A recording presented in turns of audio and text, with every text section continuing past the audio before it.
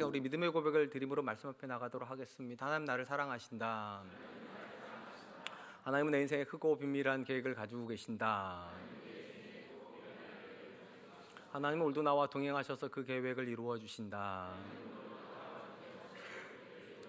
아멘. 그렇게 될 줄 믿습니다. 아멘.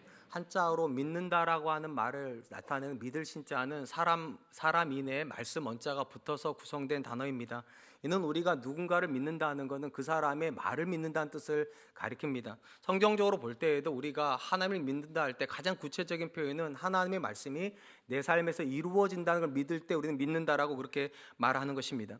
그런 점에서 말은 단순히 우리 내면에 있는 생각이나 감정의 외부적 표출이라기보다는 그 사람의 인격을 대변한다고 이해해야 될 것입니다. 우리가 누군가를 믿는다는 건 그 사람의 말을 믿는 거고, 그 사람의 말을 믿으면 우린 그 사람을 믿는 것이기 때문입니다. 또한 우리가 알다시피 우리 주변에 보면 어떤 사람에 대한 평가를 내릴 때 그 사람 인격에 대한 이야기를 참 많이를 합니다. 그리고 이 인격이 어떤가를 가장 쉽게 가늠할 수 있는 것도 언어입니다. 몇 마디만 해보아도 그 사람 인격이 어느 정도 되는지를 우리는 가늠할 수 있기 때문입니다. 인격적으로 성숙한 사람일수록 언어가 부드럽고 타인에 대한 배려가 언어 속에 녹아져 있습니다. 상대적으로 미성숙한 사람일수록 언어가 거칠고 자기중심적 표현이 참 많습니다. 내가, 나 이런 표현을 많이 쓰면 우리는 그 사람은 미성숙한 사람으로 인식을 하기 때문입니다. 이는 언어가 한 사람의 인격을 담아내는 매체가 되기 때문일 것입니다. 오늘 본문의 말씀은 한 사람이 지혜로운 사람이 되기 위해서 그의 언어가 어떤 식으로 표현이 되어야 되는가를 우리에게 보여주는 말씀이라고 생각이 됩니다. 솔로몬은 말에 대한 교훈을 시작을 하면서 지혜로운 사람의 언어인 유순한 대답과 미련한 사람의 언어인 과격한 말을 대조하여서 이렇게 설명을 합니다. 1절 말씀입니다. 유순한 대답은 분노를 쉬게 하여도 과격한 말은 노를 격동하느니라. 사람이 살다 보면 관계 속에서 생각의 차이 또는 오해로 인해서 상대방이 나한테 화를 내고 분노하는 일들을 종종 경험하게 됩니다. 이때 지혜로운 사람은 상대방을 향하여서 유순한 말을 함으로 상대방의 분노를 잠잠하게 만들지만, 상대적으로 미련한 사람은 과격한 말을 해서 그 분노를 더 상승시킨다는 그런 의미로 오늘 본문을 이해하면 좋을 것 같습니다. 지혜로운 사람이 사용하는 유순한 대답이라는 말의 문자적인 뜻은 부드러운 대답이라는 것입니다. 그러니까 상대방을 공격할 목적이 아니라 상대방을 진정시키기 위해서 지혜로운 사람은 말을 한다는 것입니다. 상대적으로 미련한 사람이 쓰는 표현이라고 되어 있는 과격한 말은 상처를 주는 말이라는 뜻이 있습니다. 그러니까 상대방이 나한테 분노를 하면 미련한 사람은 어떻게 한다고? 상처를 줄 목적으로 말을 한다는 거예요. 똑같이 공격할 목적으로 말을 한다는 것입니다. 우리가 본문에서 말과 관련해서 배우게 된 첫 번째 교훈이 있다면 분노의 감정을 따라서 말하지 말고 생각을 따라 말하라는 것입니다. 감정을 따라 말하지 말고 생각함으로 말을 하라는 것입니다. 하나님께서 우리에게 주신 언어는 참 귀합니다. 만약에 이 언어가 없으면 우리는 상대방의 감정이나 상대방의 생각을 다 읽어낼 수가 없어요. 물론 어느 정도 짐작할 수 있죠. 내 남편이 어떤 생각을 하는지, 내 자녀가 어떤 생각을 하고 있는지 우리는 감정적으로 느낄 수는 있지만 정확하게 그 사람이 어떤 생각을 하고 어떤 감정을 느끼는지는 말을 해봐야만 합니다. 그러니까 말을 해야 소통이 되고 소통이 돼야 연결이 됩니다. 근데 또 안타까운 건 소통의 통로가 되는 말이 단절의 통로도 된다는 거예요. 부부 생활을 오래 한 부부들 중에 남편이랑 아내가 아예 대화를 안 하는 분들이 있어요. 왜 대화를 안 할까요? 말하다가 너무 상처를 많이 받기 때문입니다. 그러니까 분명히 소통하려고 말을 하는 것인데 이상하게 이 소통이 잘못이 되면 그것 때문에 상처를 받아서 아예 말 안 해버려요. 말해봐야 좋게 하나도 생각하니. 그러니까 말은 굉장히 귀하기도 하지만 굉장히 위험한 것이기도 합니다. 보통 용어로 하면 평소에 우리는 거의 말조심을 잘합니다. 왜냐하면 평소에는 우리가 생각하고 말하거든요. 내가 미련한 사람이든 아니면 내가 지혜로운 사람이든 그냥 말하는 사람은 없어요. 내가 말하면 이 말을 상대방이 어떻게 느낄까? 내가 이렇게 말하면 내 남편은, 내 아내는 상처받진 않을까? 그렇게 생각을 해요. 또 심지어 그 말을 하면서 생각을 해요. 이 사람이랑 내가 오랫동안 봐야 될 사람인가? 아니면 오늘만 보고 말 것인가? 오랫동안 볼 사람이면 상대방의 감정을 나쁘게 만들잖아요. 그러니까 우리는 생각을 하고 말하기 때문에 평소에는 미련한 사람이나 지혜로운 사람이나 말의 실수가 그렇게 많지 않습니다. 근데 언제 주로 미련한 사람과 지혜로운 사람이 갈리게 되는가? 감정이 충돌할 때요. 감정이 충돌하게 되면 우리는 기본적으로 어떻게 되는가? 감정을 따라 말하게 됩니다. 그러니까 생각을 따라 말하는 것이 아니라 생각보다 감정이 앞서가게 돼요. 그 생각보다 감정이 앞서가서 감정적으로 말하는 대부분의 말들은 어떤 거친 말이 됩니다. 감정이 격해졌는데 좋은 말 하는 사람은 거의 없죠. 그리고 내중심적으로 말하게 됩니다. 그러니까 생각할 때는 상대방이 어떻게 느낄까 이런 생각으로 말을 하지만 감정이 격해지면 일단 내 감정이 너무 화가 나니까 상대방이 어떻게 듣든 말든 말을 해버려요. 심지어 감정이 격해지면 내일 생각을 합니까? 안 합니까? 안 합니다. 제가 결혼을 27년간 했잖아요. 27년 했는데 언제 이혼을 생각했을까요? 싸울 때요. 오늘 너무 화가 나니까 이거 확 깨. 우리 작은 아들이 와 있는데 그런 생각을 언제 하는가? 이게 정상적이면 그런 생각 안 하죠. 왜냐하면 이 사람이랑 20년, 30년, 40년 생각을 하니까 그런 말 안 하는데 감정이 격해지면 오늘밖에 안 살아요. 오늘만 살아요. 그래서 무자비한 말을 합니다. 평소라면 절대로 생각지도 않았던 말들을 하게 돼. 그렇기 때문에 오늘 본문에서 우리를 향해서 유순한 말을 하라는 것은 감정을 따라 말하지 말라는 거예요. 유순한 사람도요, 얼마든지 나한테 화내는 사람을 만납니다. 나한테 분노를 한 사람을 만나요. 근데 거기다가 감정적으로 말을 하면 원래 내가 가지고 있던 생각하고 전혀 다른 말을 하게 된다는 것입니다. 오늘 말씀을 묵상하다 보니까 이런 생각이 들었어요. 본문에서 유순함 또는 과격함이라는 말은 어쩌면 우리의 호흡이랑도 많이 관련이 있겠다는 생각을 해봅니다. 앞에서 말씀드린 것처럼 갈등의 상황이고 상대방이 나한테 분노의 말을 하면 여러분 그 분노의 말을 들으면 내 심장이 그냥 가만히 있습니까? 아들이 막 나한테 덤비는데 막 심장이 막 가만히 있습니까? 딸이 막 나한테 덤비는데 막 심장이 가만히 있습니까? 그러지 않잖아요. 상대방이 나한테 화를 내면 내 심장이 벌렁벌렁 거리죠. 제 심장만 그런 건 아니잖아요. 벌렁벌렁거리면 심장에서 이제 피가 막 펌핑 하겠죠. 피가 막 돌아요. 어디로 갑니까? 주로 다 뇌로 갑니다. 뇌로 가서 산소가 뇌로 공급이 안 돼요. 피가 공급이 돼버리는 바람에. 그러면 어떤 일이 벌어지는가? 생각이 멍해져 버립니다. 그러니까 사람이 이때에는 감정적으로 말할 수밖에 없어요. 생각이 멈춰버리기 때문에요. 근데 앞에 말씀드렸잖아요. 생각하고 말을 하면 상대방을 배려하게 되는데 생각 안 하고 감정적으로 말하면 내 감정이 중요해요. 생각하고 말하면 내일을 생각을 하는데 감정적으로 말하면 내일이 없어요. 오늘만 말을 해요. 그렇기 때문에 누군가가 정말로 화평을 원하고 관계 속에서 정말로 평안을 원한다면 이 사람은 어떻게 됩니까? 호흡을 진정시켜야 돼요. 진정해야지만 어떤 대답이 나오는가? 유순한 말이 나옵니다. 어떤 사람도 감정이 격한 상태에서는 좋은 말 할 수가 없어요. 지혜로운 사람은 상대방을 배려하고 싶어 합니다. 그렇기 때문에 어떻게 하는가? 호흡을 낮춥니다. 그러니까 근본적으로 우리가 언제 말해야 되는가? 호흡이 평안할 때요. 내 심장이 막 벌렁벌렁 거립니까? 어떻게 됩니까? 심호흡하셔야 돼요. 기도해야 돼요. 하나님 내 심장을 진정시켜 주세요. 솔직히 말씀드리면 저도 못하는 거 지금 설교하는 거예요. 살다 보니까 이래야 되는 건 알겠어요. 저도요. 근데 이게 본성적으로 안 되는 분들이 계세요. 근데 제가 부탁드리고 싶은 건 이런 거예요. 신앙은요, 여러분의 본성을 이겨야 됩니다. 본성이 신앙을 이기면 신앙 아닌 거예요. 그러니까 저도 잘 못하지만 이 말씀을 읽을 때 이런 생각이 드는 거예요. 하나님, 나도 유순한 대답하는 사람 되고 싶습니다. 내가 본성적으로 이게 잘 안 되지만 감정이 이성을 자꾸만 통제하려고 하는 그런 성향이 굉장히 강하지만 하나님, 감정적인 사람 되지 않게 해주시고 생각하여서 배려하고 그리고 미래를 생각하면서 말하는 사람 되게 해주십시오. 이 사람이 지혜로운 사람입니다. 상대적으로 미련한 사람은 어떤 사람입니까? 감정을 따라 말하는 사람이에요. 내 감정이 격하면 그냥 내버려 둬버려요. 그냥. 그리고 심장 펌핑질 하는 것만큼 빠르게 말을 해요. 그리고 내일 후회해요.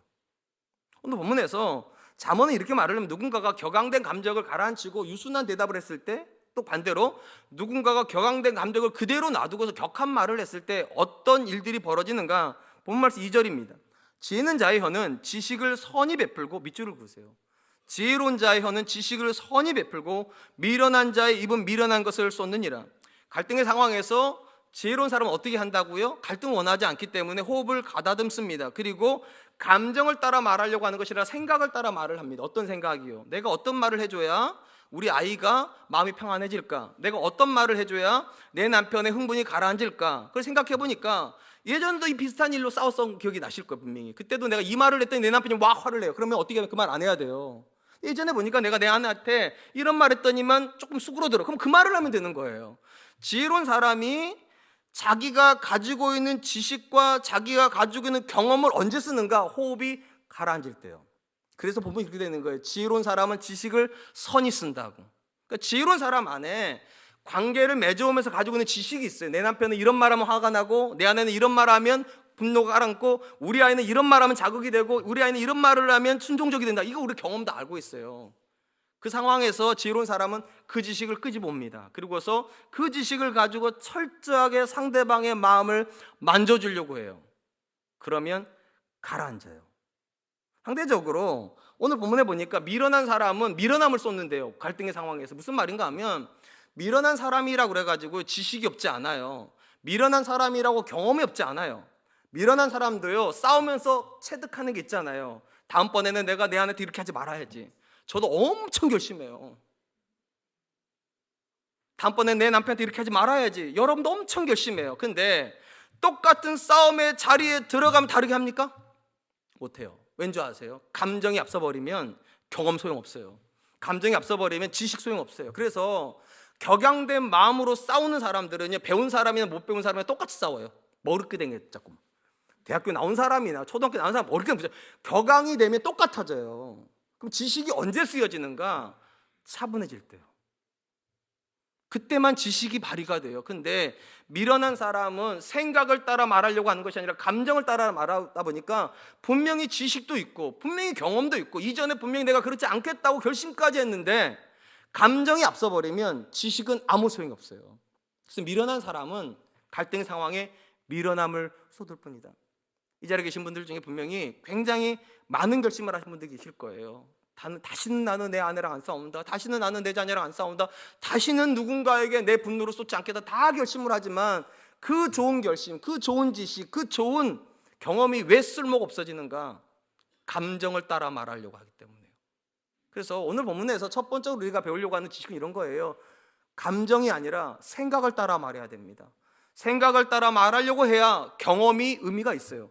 생각을 따라 말하려고 해야 우리가 관계 속에서 가졌던 지식이 의미가 있어져요.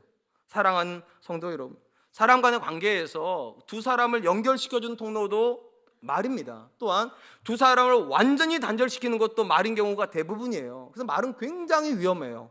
그런 점에서 다윗이 하나님 앞에 하고 있는 기도는 참 의미가 있습니다. 다윗이 이렇게 기도를 하죠. 시편 141편 3절, 여호와여 내 입에 파수꾼을 세우시고 내 입술의 문을 지키소서. 다윗은 놀랍게도요, 자기 안에서 나오는 말인데도 자기가 지키지 못한다고 말합니다. 자기가 내 말을 못 지킨대. 언제 그렇습니까? 화가 날 때요. 화가 나면 분노가 내 언어를 지배해버립니다. 그건 내 언어가 아니에요. 분노의 감정의 언어예요. 그냥 다윗은 이렇게 생각하는 거예요. 분명히 그 시간대에 내가 나를 가장 잘 지켜야 되는데, 내 언어를 내가 가장 잘 지켜야 되는데 못 지킨다는 거예요. 그 생각에 기도해. 하나님, 내 입술이지만 내가 어떻게 할 줄 모릅니다. 하나님, 내 입술 앞에다가 주의 파수꾼을 세우셔서 해야 될 말과 하지 말아야 될 말을 분간할 수 있도록 주님 도와주십시오. 저는 이게 우리의 기도가 되어야 된다고 생각을 해요. 왜냐하면 우리 중에요, 감정적이지 않은 사람 없어요. 다만 감정을 억제할 수 있느냐 억제할 수 없느냐의 차이지 누구나 다 감정적이에요. 근데 우리가 매일같이 하나님, 내 입술에도 주의 파수꾼을 세워주십시오 이렇게 기도한다는 건 인정하는 거예요. 내가 말에 실수하는 사람이다. 내 말 때문에 내 자녀가 상처받을 수 있고, 내 말 때문에 내 배우자가 상처받고, 내 말 때문에 내 주변에 있는 사람들이 상처받는 건 난 이제 더 이상 원하지 않는다면 기도하셔야 돼요. 하나님, 내 입술에다가 주의 파수꾼을 두십시오. 이렇게 기도하는 사람은요, 감정적이지 않을 수 있어요. 왜냐하면 인식했으니까 자기가 나는 말에 실수가 있는 사람이니까. 그런 분노가 일어날 때 습관적으로 기도해. 하나님, 내 마음을 차분하게 해주십시오. 감정이 아니라 생각하고 말하게 해주십시오. 배려하면서 말하게 해주십시오. 따뜻한 말하게 해주십시오. 이런 사람만 저는 성령의 인도함을 받을 줄로 믿습니다. 그러므로 저는 다윗처럼 기도할 수 있는 저와 여러분 되시기를 축원합니다. 한편 잠언은 사람이 갈등의 상황에서 유순한 대답을 하려면 그가 반드시 의식하고 있는 것이 있어야 된다고 말을 합니다. 오늘 본문 말씀 3절입니다. 여호와의 눈은 어디서든지 악인과 선인을 감찰하시니라. 말에 대한 이야기예요. 유순한 대답을 해야 된다는 본문에서 갑자기 여호와의 눈이라는 표현을 씁니다. 왜 이런 표현을 쓰는가? 여러분, 사람이요, 어떤 말을 하느냐보다 더 중요한 게 뭐냐면 자기가 어떤 상황에 놓여 있느냐가 훨씬 더 중요해요. 무슨 말인가 하면 부부싸움을 한다 생각하죠. 부부싸움을 해요. 근데 부부가 안방에 단 둘이서 싸우는 것하고, 죄송하지만 시부모님 앞에서 싸운다 한번 생각해 보세요. 똑같은 주제로 부부가 싸워요. 자, 단 둘이서 안방에서 싸우면 어떤 일이 벌어집니까? 죽자고 싸워요. 머리만 안 잡았지 내일 안 살 것처럼 우리 집만. 설교할 때가 너무 힘들어요. 저는 죄인이고 여러분 다 의인이에요. 근데 다 그렇잖아요. 솔직히 문 닫고 들어가면 목사가 어디 있고 사모가 어디 있어요. 부부잖아요. 그러니까 우리도 죽자고 싸워요, 둘이만 있으면. 근데 시부모님 앞이에요. 그러면 여러분 똑같은 주제인데 똑같은 문제에 죽자고 싸우는 사람 아무도 없어요. 어떻게 합니까? 여보 집에 가서 하자, 집에 가서. 여러분 일단 스톱이 돼요. 누군가가 내 앞에 있다는 사실만으로도 생각을 할 수 있다는 거예요. 감정적으로 끌려가지 않을 수 있어요. 앞에서 말씀드렸잖아요. 미련한 사람은 지식이 없는 사람이 아니라니까요. 감정이 앞서기 때문에 미련해지는 건데, 누군가가 내 앞에 있다는 그 사실 하나가 내 감정을 눌러줍니다. 그리고 아무리 화가 나는 남편도 아내한테 그래, 집에 가서 사장, 집에 가서 이런단 말이에요. 그런데 가다 보면은요 분노가 풀려버려요. 이게 신기하게도 그런 경험 있잖아요. 그 순간만 잠시만 넘어가도 흥분이 가라앉는데 그 순간을 못 넘어가가지고 사람 상처 주는 사람 굉장히 많은데, 오늘 보면 이런 거예요. 미련한 사람이 왜 미련해지는가? 하나님의 시선을 의식하지 않기 때문에. 지혜로운 사람은 왜 지혜로워지는가? 그 상황 속에서 하나님이 내가 하는 모든 말을 듣고 계신다. 하나님이 내가 내 아내랑 내가 내 자녀랑 나누는 그 모든 상황 속에 거기에도 계시다면 함부로 말할 수 있냐는 거예요. 그러니까 어떤 말을 내가 가지고 있는 것보다 더 중요한 건 내가 누구 앞에 있느냐, 이게 진짜 중요하고, 지혜로운 사람은 항상 자기 앞에 하나님이 계시다고 생각하려고 해야 된다는 거예요. 내가 하나님 앞에서 말한다. 내가 하나님 앞에 서 있다. 우리가 본문에서 말과 관련해서 배우게 된 두 번째 교훈이 있다면 상처 주는 말이 아니라 치료하는 말을 해야 된다는 겁니다. 상처를 주는 말이 아니라 상처를 고쳐주는 말을 하는 것이다. 특별히 본문에 보시면 지혜로운 사람과 미련한 사람의 혀의 차이에 대해서도 이야기를 해줍니다. 본문 말씀 4절이에요. 온순한 혀는 곧 생명나무이지만 패역한 혀는 마음을 상하게 하느니라. 앞단락에서 지혜로운 사람이 유순한 대답을 한다고 그랬어요. 그러니까 유순한 대답이 나오는 혀는 어떤 혀인가? 거기 보니까 온순한 혀에서 유순한 대답이 나온대요. 단어적으로 온순한 혀는 뜻이 치료하는 혀라는 겁니다. 치료하는 혀. 그러니까 상대방의 마음을 헤아려주고 내가 하는 말을 통해서 상대방이 위로받고 분노가 가라앉혀주기 위해서 말을 하는 혀가 온순한 혀예요. 그럼 상대적으로 미련한 사람이 하고 가지고 있는 혀는 어떤 혀인가? 패역한 혀라고 되는데 단어적으로는 삐뚤어진 혀예요. 이 자리에 계신 분들 중에 혀가 삐뚤어진 분 계세요? 아무도 없어요. 혀는 안 삐뚤어져요. 근데 왜 삐뚤어진 혀라는 표현을 쓸까? 이게 은유적 표현이죠. 사실 뭐가 삐뚤어진 겁니까? 마음이 삐뚤어진 거예요. 마음이요. 우리 흔히 마음 상했다고 그러잖아요. 마음이 상하면 어떤 일이 벌어집니까? 말이 삐뚤어져서 나와요. 예쁜 걸 예쁘다고 말 안 해요. 좋은 걸 좋다고 말 안 해. 삐딱하니 말을 해요. 그래서 대부분의 성경을 보시면 이 삐뚤어진 혀라고 되어 있는 패역한 혀를 어떻게 번역하는가? 가시돋친 말로 번역을 합니다. 미련한 자는 가시돋친 말을 한다. 정확히 말하면 이 사람이 상처를 받아가지고요 좋은 말이 안 나오는 거예요. 여러분 미련한 사람이나 지혜로운 사람이나 갈등의 상황은 똑같습니다. 지혜로운 사람은 부부싸움 안 하는 거 아니에요. 지혜로운 사람도 본의 아니게 부부싸움하는 상황이 들어가고, 지혜로운 사람도 본의 아니게 자녀랑 갈등을 빚는 상황에 들어갑니다. 그러면 갈등 자체가 나쁜 건 아니에요. 뭐가 문제인가? 갈등의 상황에서 어떻게 갈등을 인식하느냐 차이예요. 일반적으로 지혜로운 사람은 갈등의 상황에서 상대방이 나한테 하는 말에 집중하지 않습니다.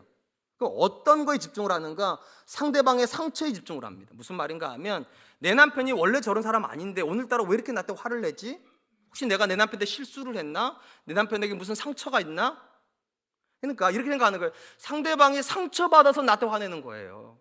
내가 그 사람이 나한테 오해일 수도 있고, 내가 본의 아니게 했던 말이 상대방을 자극시킬 수도 있단 말이에요. 그러니까 지혜로는 어떻게 생각하는가? 상처받았구나. 내 남편이 상처받았구나. 그럼 어떻게 말을 합니까? 여보, 당신이 화내는 거 내가 이해는 하는데 왜 화내는지 내가 잘 모르겠어요. 그러니까 나한테 한번 말해주시면 안 돼요? 왜 그렇게 화가 났는지. 솔직히 제가 써놨지만 저도 한 번 해본 적이 없어요. 저는 제가 내 아내가 상처받아서 저한테 그렇게 말하는 생각 해본 적이 없기 때문에 이 설교 준비하면서 그런 생각을 해봤어요. 내가 왜 이런 생각 한 번도 안 해봤을까? 상처받아서 하는 말인데 그걸 왜 진심이라고 생각했을까? 그 상처받은 사람이 하는 말인데, 그럼 내가 한 번이라도 여보 미안한데 내가 당신한테 뭔가 잘못한 것 같은데 내가 뭘 잘못했는지 모르겠으니까 한 번만 나한테 설명해 주면 안 돼? 아까 제가 이렇게 설교할 때 제 아내가 고개를 막 끄덕이더라고요. 제가 설교하면서도 굉장히 많이 배워요. 지혜로운 사람의 언어는 치료하는 언어를 가지고 있습니다. 무슨 말입니까? 상대방이 상처받아서 나한테 하는 말이니까 내가 말만 잘해주면 이 사람의 상처는 치료된다. 내가 말 한마디만 잘해주면 내 자녀의 상처는 치료된다.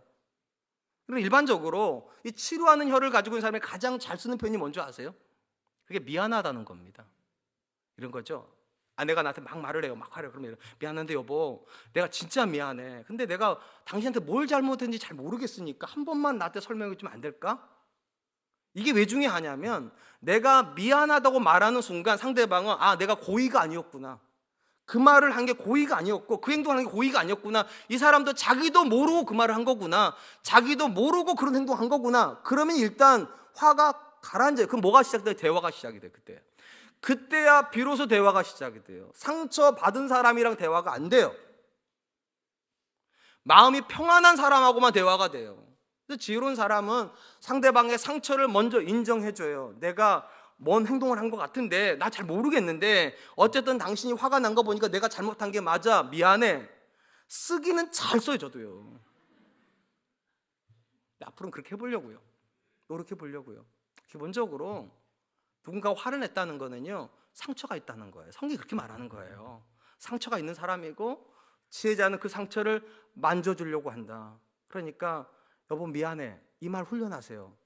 자녀한테 가가지고도 아빠가 미안하다, 엄마가 미안하다, 내가 그런 의도가 아니었는데 뭔가 잘못된 것 같은데 왜 화난지 나한테 한 번만 말해주면 안 될까? 아빠가 고칠 마음이 있어, 엄마가 고칠 마음이 있어. 그런 얘기 해보면 오해예요. 완전히 오해예요. 제가 제 아내한테는 말인데 우리 작은 애가 자기한테 말인 줄 화내는 적도 있었고요. 제 아내가 저한테 말인데 우리 큰 애가 자기한테 말인 줄 알고 화내는, 그거 오해잖아요. 그럼 미안하다고 말하고 들어보면 얼마든지 해결이 가능해요. 근데 지혜로운 사람은 그렇게 합니다. 뭔가 문제가 있는 것 같다, 오해가 있는 것 같으니까 한마디만 해주면 안 되겠는가. 상대적으로 미련한 사람, 저희가 여기 해당됩니다. 대놓고 얘기하는 거예요. 미련한 사람은 상대방이 저도 화를 내요. 어떤 일이 벌어집니까? 상대방의 감정은 하나도 중요하지 않아요. 그 사람이 화났다는 사실이 화가 나요. 나는 당신이 화내는 게 더 화가 나. 막 이래요. 저는. 저만 또 그런 것 같은데. 예, 여러분 부부싸움 하다 보면 가장 많이 나온 표현이 뭡니까? 듣다 보니까 화나네? 이런 거잖아요. 나는 화가 나도 않는데 상대방이 막 화를 내는데 갑자기 듣다 보니까 화가 나요. 왜냐하면 내 마음이 상해버려요. 미련한 사람은요, 상대방이 상처받아서 나한테 말하는데 내가 상처를 같이 받아버려요. 이렇게 하면 어떤 문제가 벌어지는가? 분명히 가해자가 있고 상처받은 사람이 있어야 화해가 되는데 둘 다 상처를 받아버리면 누구도 가해자가 아니에요. 이러면 그럼 죽자고 싸워요 이제는요.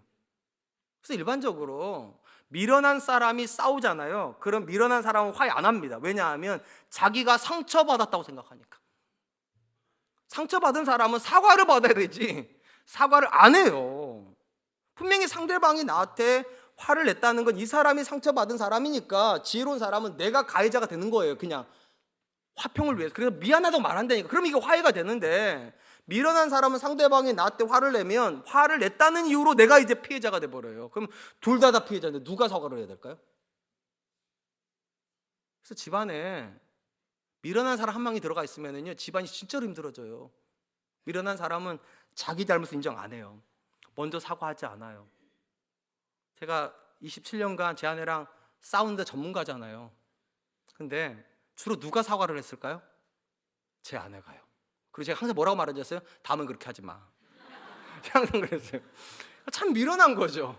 진짜 미련한 거예요. 잠언을 읽으면서 또 설교 준비하면서 느끼는 게 이런 거예요. 참 미련하게 살았다 내가. 그거 이긴다고 뭐가 달라지나요 사실은? 뭐 그렇게 하지 말라고 한다고 제 아내가 안 할 것 같습니까? 똑같아 하던데. 내가 달라져야 되는데 그 생각이 안 드는 거예요. 기본적으로 여러분, 지혜로운 사람은 자기가 가해자라고 생각합니다.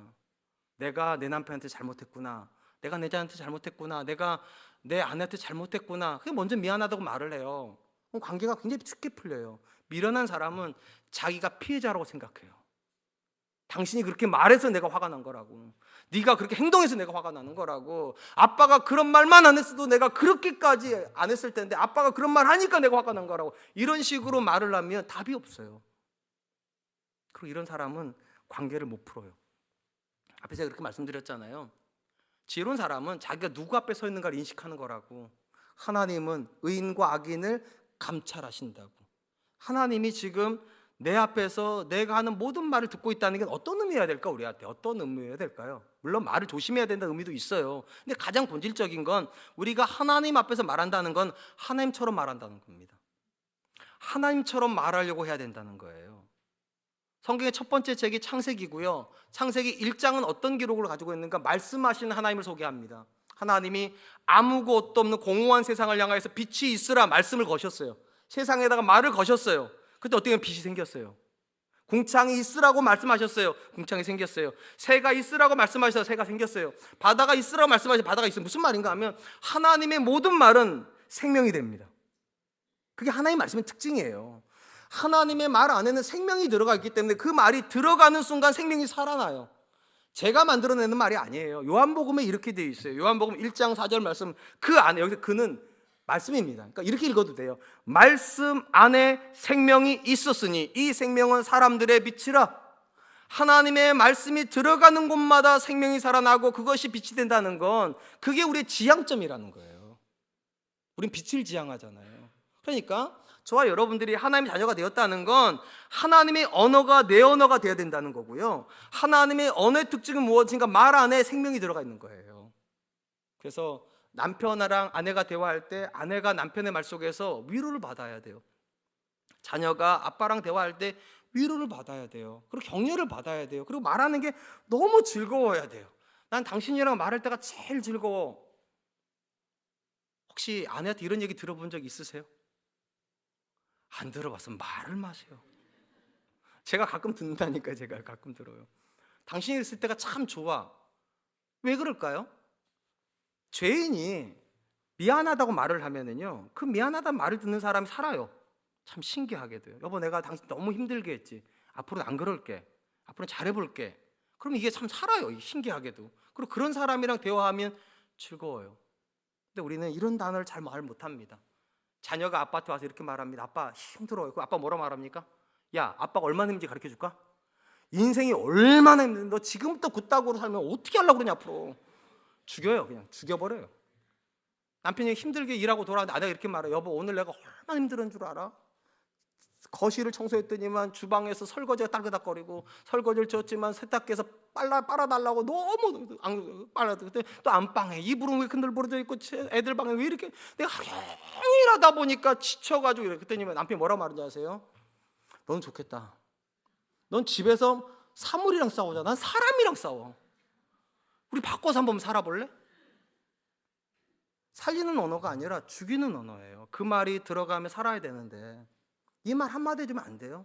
정말 힘들었겠다 당신. 근데 내가 당신 알아주잖아. 당신이 얼마나 고생하는지 내가 알아. 저도 적어놨지 몰라요 솔직히.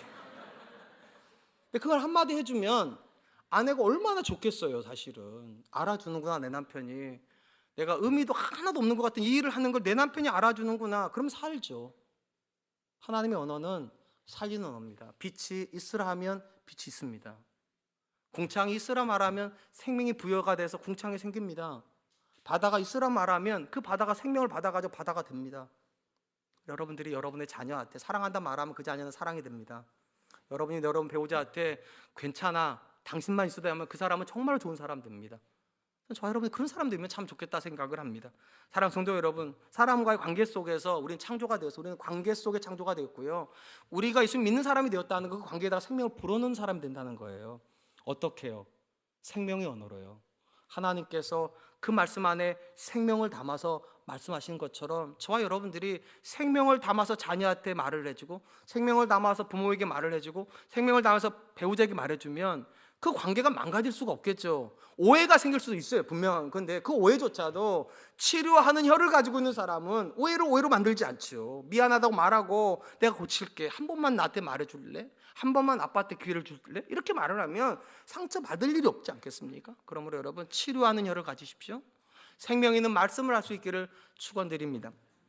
마지막으로 솔로몬은 생명을 살리는 말을 하기 위해서 필요한 훈계가 있다라고 이야기를 합니다. 5절 말씀, 아비의 훈계를 업신 여기는 자는 미련한 자요 경계를 받는 자는 슬기를 얻을 자니라. 그리고 한 사람의 언어 습관은 갑자기 형성되지 않죠. 아주 어려서부터 차근차근 형성이 돼가지고 이제 완성이 되는 건데, 자 기본적으로 어린 아이들의 언어는 자기가 결정하지 않는다는 게 중요해요. 어린아이의 언어는 주변의 언어가 결정합니까? 아이들은 듣는 말을 그대로 따라합니다. 예를 들면 또래 집단인데 한 2살, 3살쯤 말을 막 해요. 근데 아이들이 대부분 어떻게 합니까? 반말하잖아요. 먹어, 자, 가 막 이러잖아요. 근데 그중에서 어떤 애는 존댓말을 해요. 드세요, 이렇게 하세요, 이리 오세요, 뭐 이런 애들이 있어요. 그러면 생각하게 되죠. 아니 똑같은 나이대인데 얘는 왜 반말을 하고 얘는 왜 존댓말을 할까? 얘는 태어날 때부터 반말을 자기 언어로 가지고 태어난 겁니까? 얘는 태어날 때 존댓말을 가지고 태어난 아니죠. 반말하는 집은 왜 반말합니까? 엄마 아빠가 반말하니까 서로에게. 그러니까 들려지는 언어가 야 너 하지마 이렇게 되면 아이도 야 너 하지마가 자기 언어가 되는 건데, 엄마 아빠가 뭐뭐 하세요, 여보 하루 동안 어떠셨어 이러면 애도 아 뭐뭐 요가 언어가 되는 거예요. 그래서 엄마 드세요, 아빠 이리 오세요, 앉으세요, 아빠 나 따라 이렇게 되는 거죠. 그러니까 아이들은 자기 언어를 자기 결정하는 게 아니에요. 받아들이는 거죠. 부모의 언어를 자기 언어로 받아들입니다. 이게 중요해요. 아이의 언어는 부모의 언어입니다. 근데 아이가 어릴 때는 이게 가능해요. 부모의 언어가 아이의 언어로 자연스럽게 들어갔는데 이 아이가 이제 또래 집단으로 들어가면 격변이 생기죠. 또래 집단에서 배우는 언어가 부모의 언어를 망가뜨리죠. 우리 둘째가 여기 와 있는데 조금 미안하긴 한데 둘째가 기억력도 없을 거예요 아마요. 유치원을 처음 보냈더니만 갔다 오더니만 지영한테 신발 이러는 거예요. 친구들이 뭔지도 모르고 썼나 봐요. 근데 얘도 이제 모르니까 이제 막 뭔지 모르세요? 그런 거 하는 거죠. 그래서 내가 깜짝 놀랐어요. 왜냐면 우리 집에서 안 쓰는 단어고, 우리 집은 야너는 써도 신발은 안 써요, 여러분. 그래서 제가 불렀어요. 둘째한테 너 뭔 소리인지 알고 하는데 모른대 자기도. 친구들이 하니까 자기도 한대. 그래서 제가 가르쳐줬어요. 그게 어떤 뜻인지. 다시는 하지 말으라고. 그러니까 부모가 아이를 훈계할 때 가장 중요한 것 중에 하나가 언어의 훈계입니다. 왜냐하면 언어가 망가지는 건 언어가 망가지는 게 아니라니까요. 인격이 망가지는 거예요. 앞에서 말씀드렸잖아요. 믿을 씨는 사람의 언어를 믿는 건데 언어가 망가지면 믿음을 못 줘요. 망가진 언어를 하는 사람을 누가 믿겠어요? 누가 그 사람을 존중해 주겠냐고. 그렇기 때문에 아이의 언어가 망가지는 건 인격이 망가지는 거고, 내가 부모인데 그 자녀의 인격이 망가진 걸 내버려 둘 수 없잖아요. 그러니까 훈계를 하는 거예요. 그래서 그 아이가 그 훈계를 받으면 좋은 자녀로 크는 거고, 훈계를 거절하면 망가지는 거죠. 오늘 보면서 우리가 세 번째로 말과 관련해서 배우는 교훈이 있다면, 부모의 언어가 바뀌면 자녀의 언어도 바뀐다는 겁니다. 부모의 언어가 바뀌면 자녀의 언어도 바뀐다. 본문을 잘 주목해서 보면 부모가 훈계를 하는데 자녀가 거절하면 미련해지고 경계를 받으면 슬기를 얻는다고 되어 있어요. 자, 보면 부모가 자녀의 언어를 고쳐주려고 훈계를 하는 나이가 있겠죠. 여러분 주로 언제까지 자녀의 언어를 고쳐주셨습니까? 제가 여러분 집을 안 들어가 봤지만 사춘기 이전까지일 거예요. 왜냐하면 사춘기가 지나가면 아이들이 말 자체를 안 해요, 여러분이랑.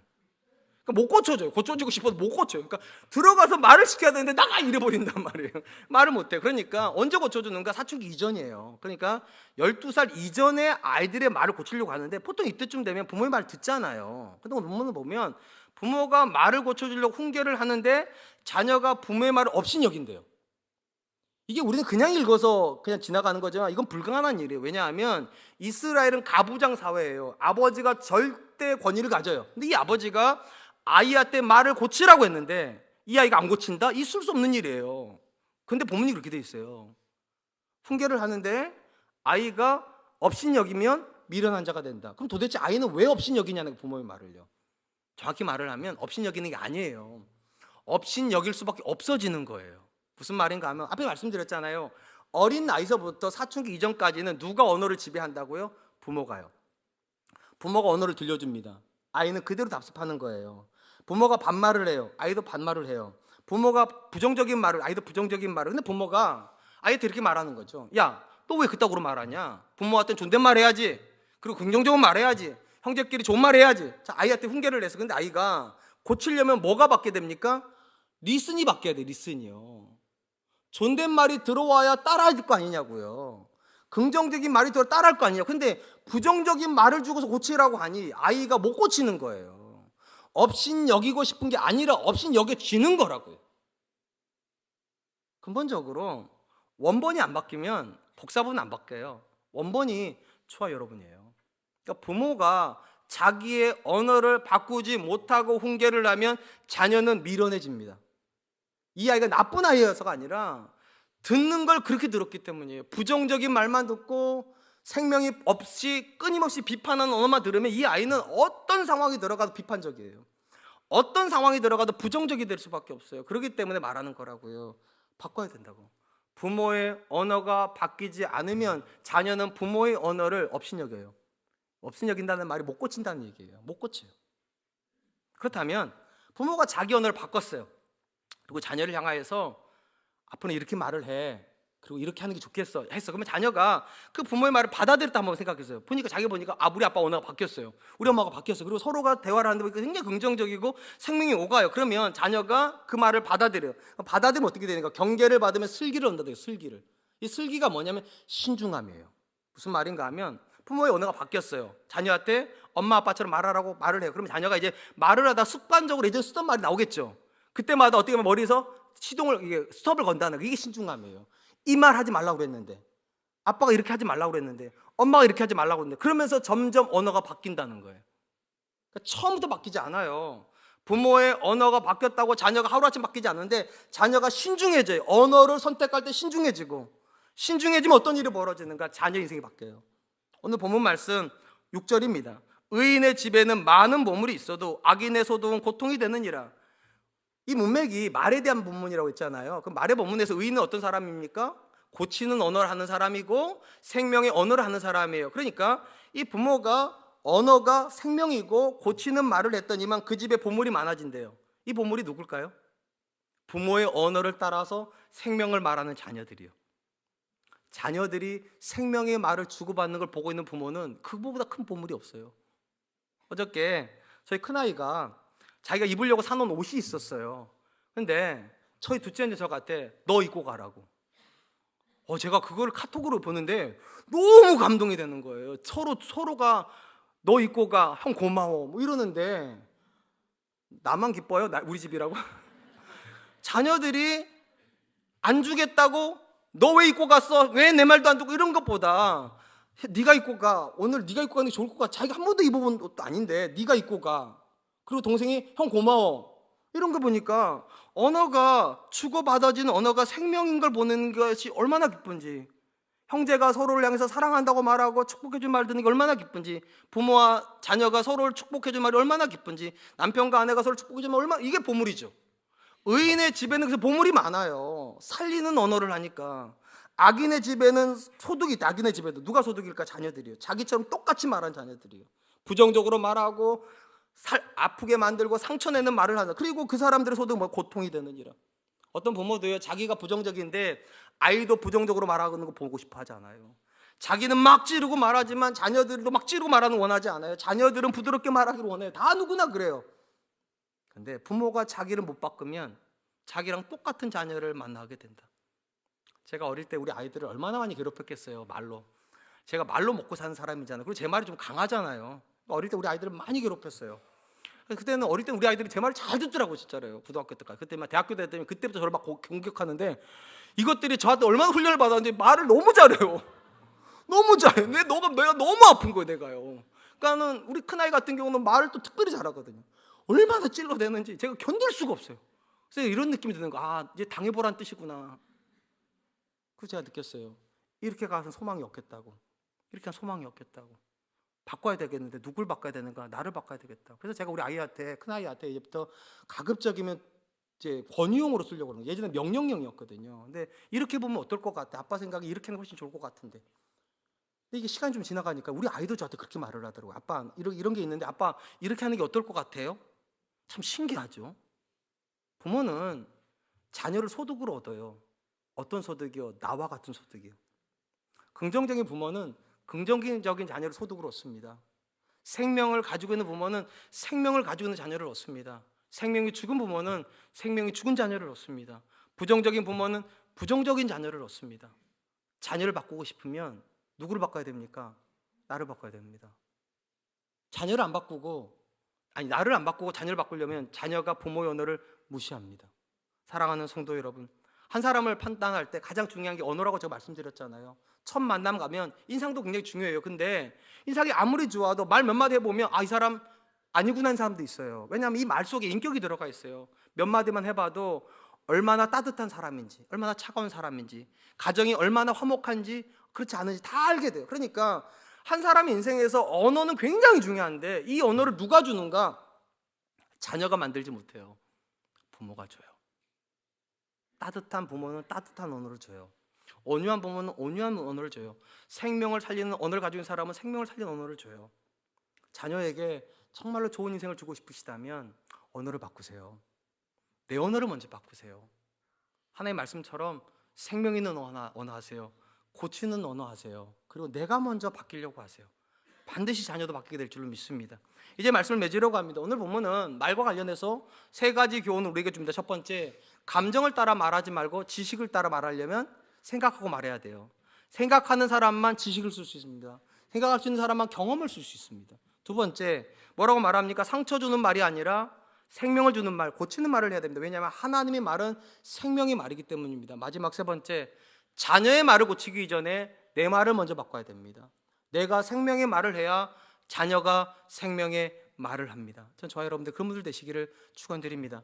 오늘도 주신 말씀을 기억하면서 세 가지를 같이 한 번만 기도하죠. 첫 번째, 하나님, 감정을 따라 말하는 사람이 아니라 생각을 따라 말하는 사람 되게 해주십시오.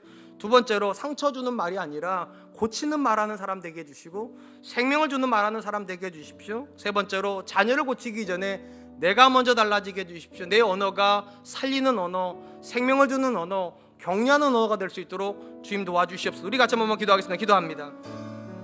하나님, 하나님 감사합니다. 귀한 시간 주시는 말씀 앞에서 우리가 어떤 말을 하고 어떤 식으로